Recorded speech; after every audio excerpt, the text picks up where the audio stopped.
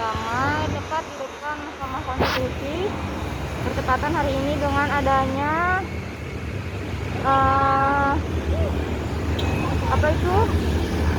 pembacaan putusan Dewan Etik terkait perselisihan hasil pemilu Kabupaten Kota Baru nomor register 43. Masih berjalan damai, tidak ada orasi, tidak ada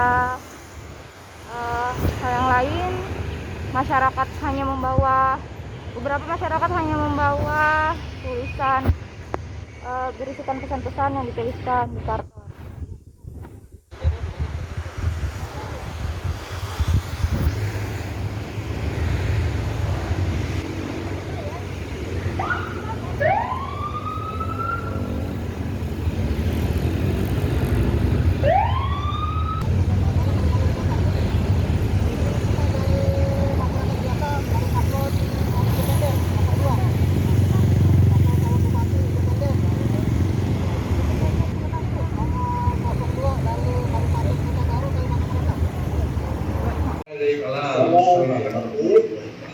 Selamat siang, salam sejahtera untuk kita semua. Terima kasih kepada Dewan Etik Majelis Hakim Konstitusi Republik Indonesia. Sebelumnya mungkin kami ingin memperkenalkan diri terlebih dahulu. Saya Muhammad Hafiz Halim bersama rekan saya Muhammad Subhan, Sarjana Hukum, Magister Hukum. Kami merupakan kuasa hukum dari Bapak Insinyur Haji Burhanuddin dan Dr. Bahrudin. Kami merupakan tim kuasa hukum melalui jalur pasangan calon bupati dan wakil bupati melalui jalur independen. Ya, oke. Jadi terima kasih Yang Mulia. Kami mungkin untuk mempersingkat akan membacakan sebagaimana yang disampaikan oleh Yang Mulia. Kami ingin menyampaikan terkait langsung kepada pokok permohonan kami. Baik. Ya, bahwa terkait kejanggalan kami meminta dan memohon kepada Majelis Dewan Etik Kehormatan untuk meninjau kembali keputusan Mahkamah Konstitusi Republik Indonesia nomor 43 PHP titik Bub strip 19 Romawi 2020 yang diputus dalam rapat permusyawaratan hakim oleh 9 hakim konstitusi, yaitu Bapak Anwar Usman selaku ketua, merangkap anggota Bapak Aswanto Wahiduddin Adam, Ibu Eni Nurbaningsih, Bapak Soehartoyo, Bapak Daniel Yusmik, Bapak Arif Hidayat. Mohon izin nanti di renpoy Pak, di Pak Arif Hidayat ada kesalahan kekurangan ketik nama huruf. Kemudian Bapak Saldi Isra dan Bapak Manahan MP Stumpul, masing-masing sebagai anggota yang mana pada hari Jumat tanggal 5 bulan Maret tahun 2021 telah mengucapkan dalam sidang pleno Mahkamah Konstitusi terbuka untuk umum pada hari Kamis tanggal 18 bulan Maret tahun 2021. Kemudian menurut kami dalam pembacaan putusan tersebut terdapat banyak kejanggalan dalam memutuskan, di mana ditolaknya permohonan kami dengan memenangkan termohon dan paslon 01 Bapak Haji Said Jafar Sarjana Hukum dan Andi Rudi Latif Sarjana Hukum. Pertama, bahwa dalam fakta persidangan pada hari Selasa tanggal 23 Februari 2021 dengan agenda pembuktian, pihak termohon KPU Kabupaten Kota Baru tidak pernah menghadirkan saksi maupun ahli. Dan kami sebagai tim atau pemohon pada waktu itu telah menghadirkan 3 saksi. Bahwa dalam putusan pada pertimbangan hukum Mahkamah pada halaman 161 3.18.4 bahwa terhadap dalil pemohon akuo setelah Mahkamah mencermati bukti yang diajukan oleh para pihak dan keterangan saksi Abdul Qadir Jailani. Mohon izin saya jelaskan bahwa saksi Abdul Qadir Jailani ini merupakan PPK di Kelumpang Hulu dan adalah saksi yang semestinya hadir di persidangan dari pihak termohon atau KPU. Nah, kemudian majelis juga mencermati, menganggap itu adalah saksi. Memang benar Ketua PPK Kelumpang Hulu mengambil surat suara dari TPS 01 Desa Mangkirana sebanyak 10 surat suara serta TPS 01 dan TPS 02 Desa. Mohon izin Yang Mulia, ini kami ada kekurangan kalimat. Mungkin nanti akan kami perbaiki jika diperkenankan. Bahwa TPS 02 Desa Cantung Kiri Hilir itu selanjutnya sebenarnya masing-masing 5 surat suara, sehingga jumlah surat suara yang diambil oleh kedua PPK Kelumpang Hulu adalah sebanyak 20 surat suara yang kemudian diberikan kepada TPS 01 Desa Banualawas. Nah, selanjutnya, namun faktanya Abdul Qadir Jailani tidak pernah berhadir maupun disumpah dalam persidangan. Termohon hanya menyerahkan surat pernyataan dari Abdul Qadir Jailani. Apalagi surat tersebut tidak pernah dibacakan di dalam persidangan, hanya dibaca oleh pelapor pada saat menerima dokumen putusan sebagaimana di dalam halaman 77 nomor 2. Maka jelas termohon dengan hanya menyerahkan surat pernyataan, keterangan tentu tidak bisa disebut sebagai saksi, dan seharusnya surat pernyataan atau keterangan mesti dikesampingkan. Karena prosedur beracara dalam persidangan, saksi adalah orang yang dapat didengar keterangannya secara langsung dengan disumpah atas keyakinan dan kepercayaannya. Hal demikian menurut pelapor tentu adanya manipulasi data dan fakta yang sangat menciderai proses peradilan. Apalagi hal tersebut terjadi di Mahkamah Konstitusi yang kami ketahui sebagai tempat yang dimuliakan. Begitu juga keputusan tersebut diambil oleh Majelis Hakim Mahkamah Konstitusi yang dianggap masyarakat diisi oleh para orang-orang yang sangat mulia. Jadi majelis, kami di sini menganggap adanya disparitas hukum. Kami sangat kecewa dengan hal adanya putusan dari Mahkamah Konstitusi di mana ada perbandingan perlakuan hukum, bahwa kami dari masyarakat yang mengumpulkan dana untuk menghadirkan saksi-saksi, sedangkan dari pihak termohon tidak pernah menghadirkan saksi. Hal inilah yang menurut kami adanya disparitas perlakuan antara kami dengan pihak termohon.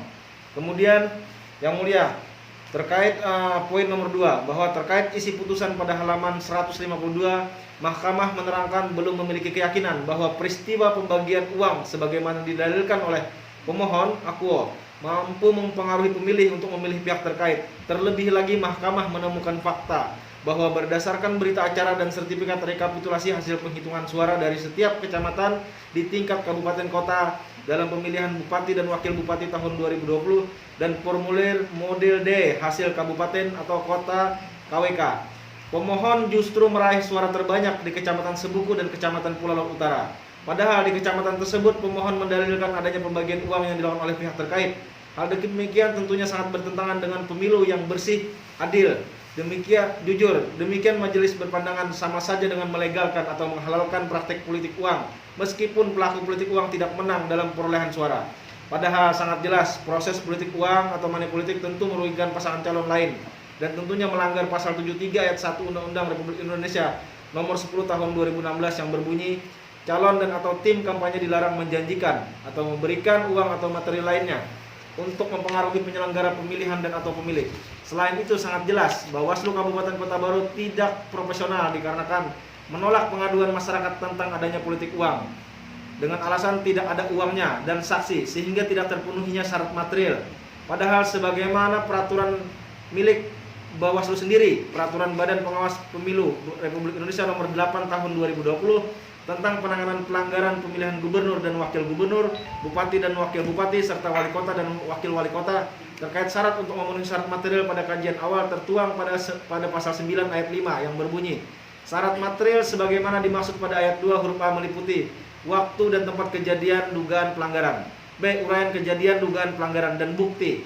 Hal ini merupakan pelanggaran atau kecurangan yang dilakukan oleh pihak terkait atau petahana saat berada di RT 5 Kampung Tengah, Desa Sekapung, Kecamatan Pulau Sebuku, Kabupaten Kota Baru pada tanggal 21 Oktober 2020 sekitar jam 1 WITA dengan membagikan uang pecahan Rp 50.000 kepada warga setempat pada masa kampanye dan juga telah diterangkan saksi Juhai saat menerangkan kesaksian di hadapan Mahkamah Konstitusi Republik Indonesia sebagaimana tertuang dalam putusan nomor 43 dan seterusnya halaman 45. Dan telah diterangkan pelapor bahwa hal tersebut telah dilaporkan kepada Bawaslu Kota Baru dan diserahkan bukti laporan nomor 005-LP-PB-Kap-22.09-10 garing 2020 dan kemudian laporan tersebut ditolak oleh Bawaslu Kota Baru sebagaimana nomor surat 111 garing K.Bawaslu dan seterusnya. Oleh karenanya, dengan demikian, Bawaslu terbukti tidak bekerja secara profesional dan memihak kepada pasangan calon bupati nomor urut 1 atau Haji Said Japar. Padahal jelas terlihat prinsipal selaku petahana membagi-bagikan uang dibuktikan dengan video yang direkam saksi Juhai secara langsung. Namun Mahkamah seakan-akan membenarkan apa yang dilakukan oleh Bawaslu Kota Baru. Itu adalah sudah benar. Hal demikian tentunya yang mulia menurut kami juga sangat menciderai daripada permohonan dan pembuktian kami, di mana kami sudah menghadirkan saksi atas nama Juhai dan juga menghadirkan bukti, menyampaikan bukti di Mahkamah Konstitusi di mana petahana lah yang melakukan pembagian uang atau money politik. terlihat secara jelas, terlihat secara nyata di sana. Nah, di sini kami sangat sedih atas putusan mahkamah di mana seakan-akan walaupun kita menang di wilayah adanya money politik dan pihak petahana yang melakukan kecurangan money politik kalah di wilayah yang adanya pelanggaran tersebut, maka dianggap sah dan legal. Ini yang sangat mencederai menurut kami yang mulia.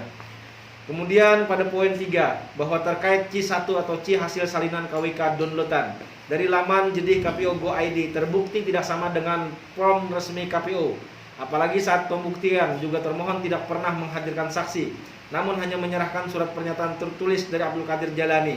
Padahal adalah ketua PPK yang juga menangani sebagaimana poin 1 di atas yang tadi kami bacakan, dan pelapor sebagai pemohon ketika dalam persidangan dapat membuktikan bahwa pelapor hanya menerima C1 downloadan dan itu di luar PKPU nomor 18 tahun 2020, sehingga beberapa logis. Ini ada perubahan enggak ini? Kami sudah baca ini, ada tambahan apa? Di poin 3, poin 4 ini kami sudah baca ini majelis. Cuma kalau saudara ingin nambah bagian mana yang ditambah, gitu loh. Oh ya. Silakan saudara.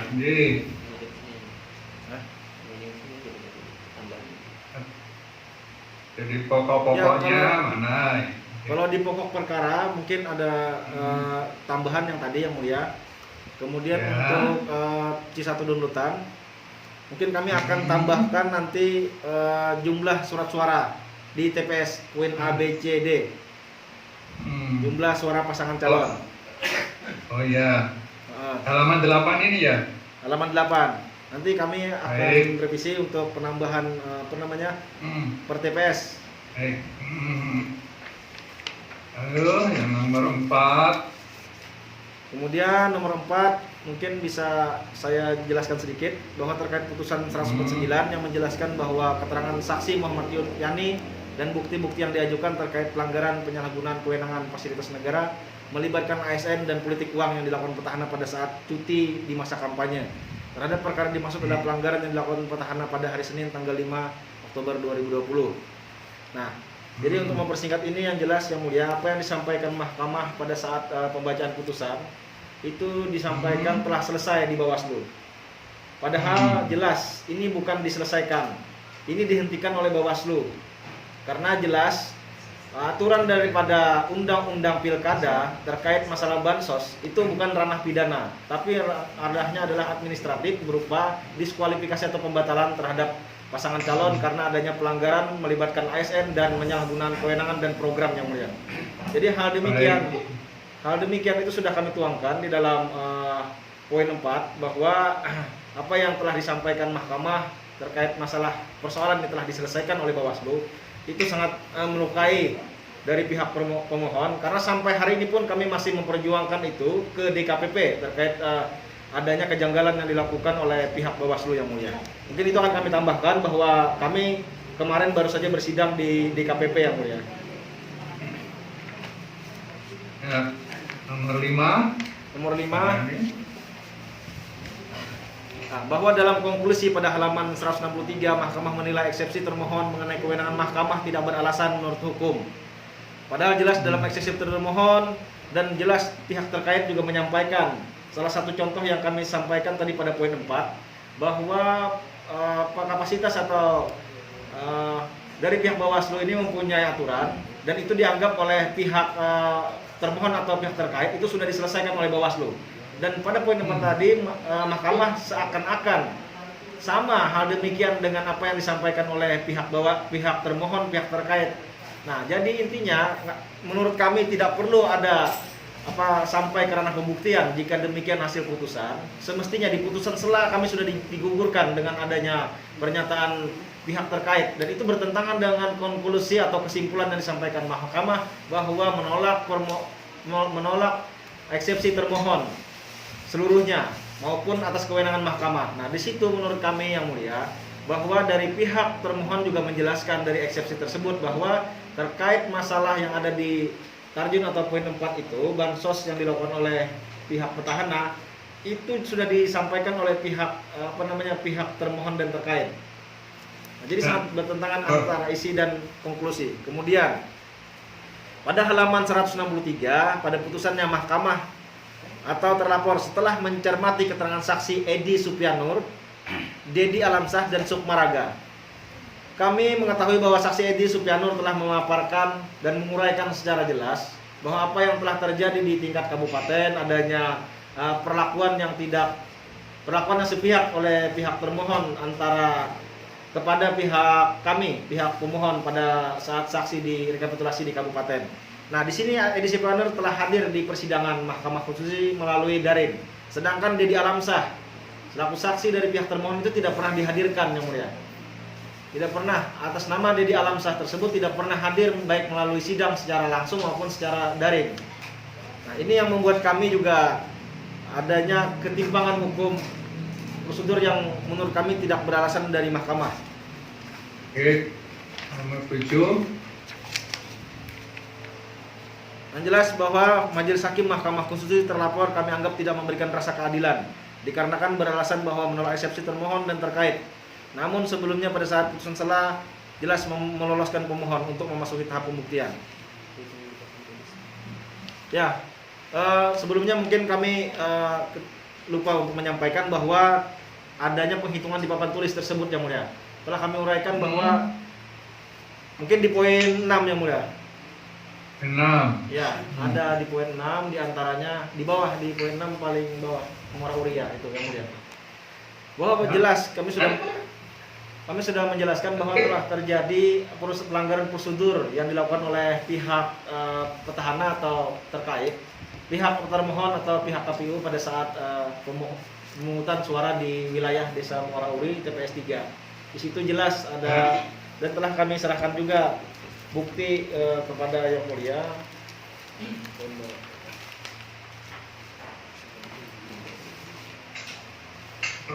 Ada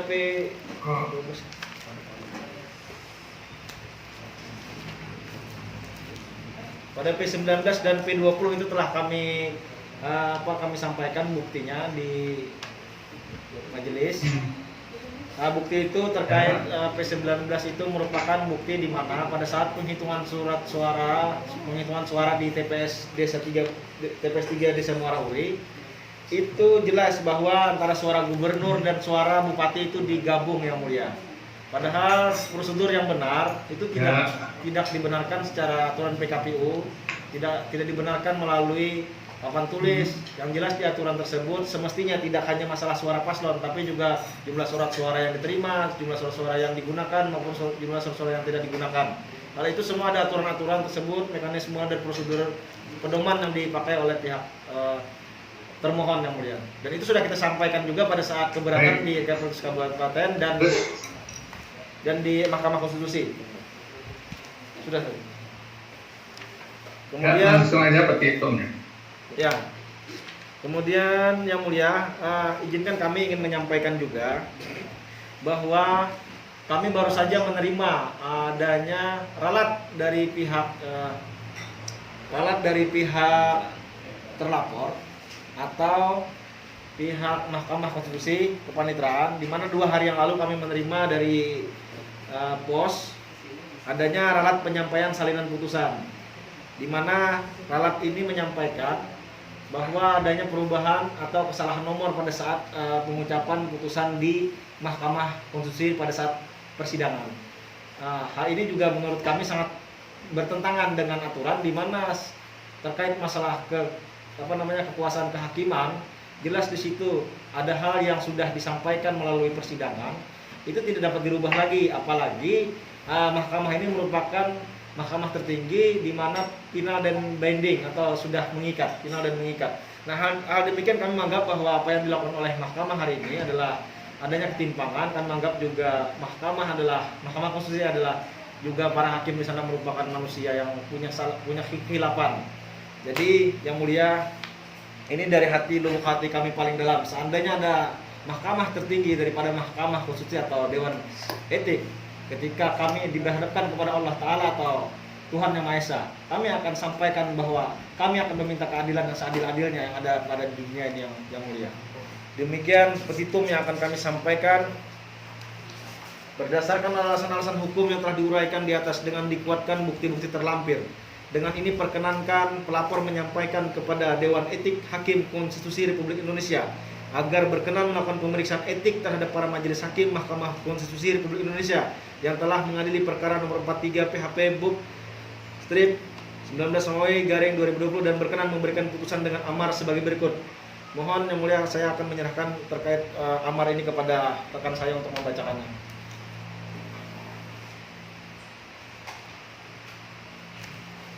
Yang pertama, mengabulkan permohonan pemohon untuk seluruhnya. Yang kedua, Silakan.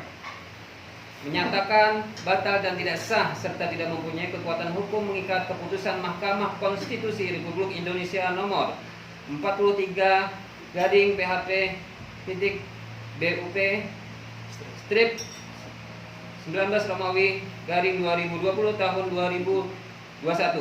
3. Menyatakan dan atau memerintahkan peninjauan kembali terhadap putusan Mahkamah Konstitusi Republik Indonesia nomor 43 garing PHP titik BUP strip 19 Romawi garing 2020 tahun 2021. 4. Memerintahkan kepada terlapor untuk melaksanakan putusan ini. 5. Memberikan sanksi kepada hakim yang melanggar kode etik atau apabila Majelis Dewan Etik Hakim Konstitusi berpendapat lain, mohon putusan yang seadil-adilnya. Demikian yang dapat kami sampaikan. Hormat kami, kuasa pemohon M. Hafiz Halim SH dan M. Subhan SHI. Demikian Yang Mulia, terima kasih. Ya, baik. Saudara Hafiz dan teman-teman serta Prinsipal, terima kasih. Majelis merasa berterima kasih bahwa saudara ikut mempertahankan dan menjaga marwah maupun martabat Mahkamah Konstitusi dengan adanya kontrol dari saudara-saudara sekalian. Oleh sebab itu, ini nanti majelis akan memberi saran kepada saudara bahwa ini sudah menjadi kewajiban kita, ya. Ini sebab itu tolong dengarkan baik-baik. Hanya saja bahwa saran-saran kami ini tidak mengikat, ya. Kami hanya beritikat baik supaya permohonan ini menjadi lebih baik. Terima kasih. Untuk itu Yang Mulia Prof. Sucipto, kami persilakan Prof. Bismillahirrahmanirrahim. Assalamualaikum warahmatullahi wabarakatuh. Waalaikumsalam. Yang kami hormati pimpinan sidang Ketua Dewan Etik Profesor Ahmad Sotiki, yang kami hormati anggota Dewan Etik Profesor Ahmad Syafii Ma'arif, dan yang saya hormati saudara pelapor. Alhamdulillahirrahmanirrahim, saya bersyukur kehadirat Allah Subhanahu wa Ta'ala. Hari ini kita semuanya sehat agar bisa menghadiri sidang Dewan Etik ini secara virtual. Kepada saudara-saudara pelapor, saya selaku bagian anggota dari Dewan Etik mengucapkan terima kasih sebagaimana tadi juga sudah disampaikan oleh pimpinan Ketua Dewan Etik atas kepedulian saudara kepada Mahkamah Konstitusi Republik Indonesia. Saudara melayangkan surat kepada kami dan barang tentu dalam rangka untuk bersama-sama kita semua menjaga keluhuran nama dan martabat Mahkamah Konstitusi termasuk hakim-hakim yang ada di dalamnya. Setelah saya mendapatkan surat dari saudara, kemudian saya print dan saya baca terempat, saya baca berulang-ulang. Nah, ini bagi saya penting supaya saya nggak salah memahami. Dan lebih dari itu, saya berterima kasih saudara sudah mau berkenan hadir untuk menjelaskan apa yang saudara layangkan di dalam surat itu. Beberapa hal yang saya cermati. Satu, surat saudara ini perihal mohon perlindungan hukum. karena terdapat kejanggalan-kejanggalan dalam pertimbangan hukum Majelis Hakim Mahkamah Konstitusi terhadap putusan nomor 43. Jadi ini perihalnya perlindungan hukum. Ini sudah saudara anggap benar dan ini saudara tidak perlu merubah. Saya tanya dulu. Bisa saudara jawab, saudara pelapor? Bisa, Yang Mulia. Ya, jadi ini memang minta perlindungan hukum kepada Dewan Etik, begitu? Betul, Yang Mulia. Oke, berikutnya saya membaca keseluruhan dari halaman 5 sampai halaman 13, bab yang ketiga sampai dengan bab yang keempat mengenai pokok-pokok permohonan saudara. Nah, apakah permohonan-permohonan yang saudara uraikan dari halaman 5 sampai 13 saudara sudah yakini betul itu kewenangannya ada pada Dewan Etik? Saudara sudah yakini seperti itu? Tolong silakan untuk dijawab dulu. Terima kasih Yang Mulia. Iya. Kami sangat meyakini bahwa kewenangan terhadap kejanggalan yang ada pada putusan 43 ini adalah merupakan kewenangan daripada Dewan Etik, di mana sebagaimana pada peraturan Mahkamah Konstitusi tahun 2014 yang membunyikan Dewan Etik merupakan salah satu perangkat yang dibentuk oleh Mahkamah Konstitusi untuk menjaga dan menegakkan kehormatan, keluhuran, martabat, dan kode etik hakim konstitusi terkait dengan laporan atau informasi mengenai dugaan pelanggaran yang dilakukan oleh hakim terlapor atau hakim terduga. Kemudian selain itu juga pada pasal 7 tidak di mana berdasarkan pasal 4 ayat huruf A Peraturan Dewan Etik Hakim Konstitusi nomor 1 tahun 2014 tentang mekanisme kerja dan tata cara pemeriksaan laporan dan informasi membunyikan menjaga dan menegakkan kehormatan, keluhuran, martabat, dan perilaku hakim serta kode etik dan pedoman perilaku hakim konstitusi supaya hakim tidak melakukan pelanggaran yang berupa. Ayat 7 tidak melaksanakan kewajiban sebagaimana mestinya, yaitu menjalankan hukum acara sebagaimana mestinya, memperlakukan para pihak yang berperkara dengan adil, tidak diskriminatif dan tidak memihak, serta C. menjatuhkan putusan secara objektif berdasarkan fakta dan hukum yang dapat dipertanggungjawabkan. Nah, ini menurut kami bahwa daripada hal adanya putusan yang dilayangkan oleh mahkamah atau diucapkan oleh Mahkamah Konstitusi terdapat ada perlakuan para pihak yang berperkara dengan tidak adil, itu satu Yang Mulia. Kemudian ada kejanggalan dengan seperti memihak. Selain itu juga menjatuhkan putusan dengan secara tidak objektif. Jadi menurut kami di pasal inilah kewenangan daripada Dewan Etik Hakim Konstitusi Republik Indonesia. Baik, terima kasih. Kemudian yang ketiga pada petitum ada 1 sampai dengan 5. Ya, saya mencermati utamanya pada petitum nomor 2 sampai dengan 4. Nah, apakah saudara sudah baca betul, baca ulang bahwa petitum itu kewenangan ada pada Dewan Etik? Silahkan untuk dijawab. Kami tidak menemukan memang Yang Mulia terkait adanya hal menyatakan batal atau tidak sah terkait putusan dari Mahkamah Konstitusi. Namun kami hanya berupaya untuk menerobos daripada permintaan kami karena terkait kejanggalan-kejanggalan yang dilakukan oleh Majelis Mahkamah Konstitusi Yang Mulia. Istilah saudara menerobos, diterobos itu apa sebetulnya? Ya itu tadi Yang Mulia, sudah saya sampaikan pada sebelum penutupan, kami ingin meminta keadilan. Bahkan jika hari ini keadilan Tuhan bisa kami minta, kami akan minta itu Yang Mulia. Jadi petitum ini sudah saudara anggap benar dan ini memang saudara sampaikan sudah tepat ke Dewan Etik. Seperti itu? Ya, Yang Mulia. Oke, baik. Itu aja yang menjadi perhatian saya dan mudah-mudahan saya tidak salah pemahaman terhadap apa yang sudah saudara layangkan maupun saudara sampaikan secara langsung melalui tanya jawab saya dengan saudara hari ini. Terima kasih.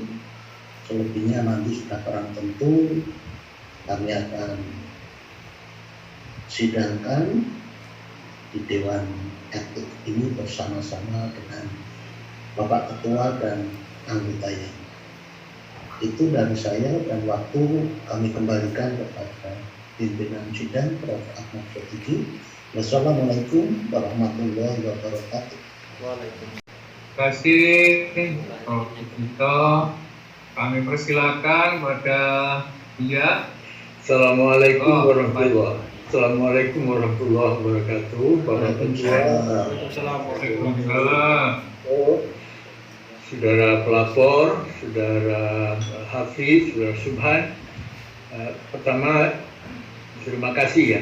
Saya sebagai anggota BMSI sebentar lagi berakhir, karena sudah hampir 3 tahun. Berterima kasih ya kepada perhatian saudara yang untuk menjaga martabat maruah ya, Mahkamah Konstitusi. Saya terkesan ya, Anda melihat bahwa Bawaslu itu tidak profesional, yang Kota Baru maksud saya, tidak profesional, dan itu dibenarkan ya, ketidakprofesional dibenarkan oleh Mahkamah Konstitusi. Apa memang begitu? Apa memang begitu kesan saudara, pendapat saudara? dulu. Betul, yang mulia. Kalau menurut kami itu jelas daripada pihak Mahkamah Konstitusi tidak profesional. Karena jelas di dalam undang-undang pilkada itu jelas menerangkan terkait masalah bansos yang dibagikan oleh petahana pada masa cuti itu sangat melanggar sanksi administratif. Yang menggunakan kewenangan program melibatkan ASN, dan itu tidak ditindak oleh Bawaslu. Malah dianggap ada unsur tindak pidana, padahal tidak ada unsur tindak pidana terkait pelanggaran tersebut. Terkecuali money politik itu ada unsur pasal tentang tindak pidana, atau keterlibatan ASN itu ada tentang tindak pidana. Apa yang kami laporkan kepada Bawaslu itu adalah merupakan pelanggaran yang dilakukan oleh petahana pada masa kampanye, dan itu melalui menurut pasal daripada Undang-Undang nomor 10 tahun 2016 menjelaskan bahwa terkait pelanggaran pada masa cuti yang dilakukan oleh petahana itu semestinya sanksinya administratif. Nah, di situ adanya ketidakproporsionalan oleh Bawaslu, sehingga kami juga kemarin membawa itu ke DKPP, Dewan Kehormatan Penyelenggara Pemilu. Nah, kemudian Mahkamah pada putusannya menjelaskan bahwa itu sudah selesai di Bawaslu. Jika dicermati daripada bukti yang kami sampaikan, itu bukan diselesaikan, tapi dihentikan oleh Bawaslu. Nah, di situ ketidakproporsionalan oleh Mahkamah. Dan jika dibenarkan ini yang mulia, ini akan menjadi akan terus menerus adanya pelanggaran-pelanggaran yang dilakukan oleh pihak Bawaslu dengan pembenaran yang dilakukan oleh Mahkamah Konstitusi.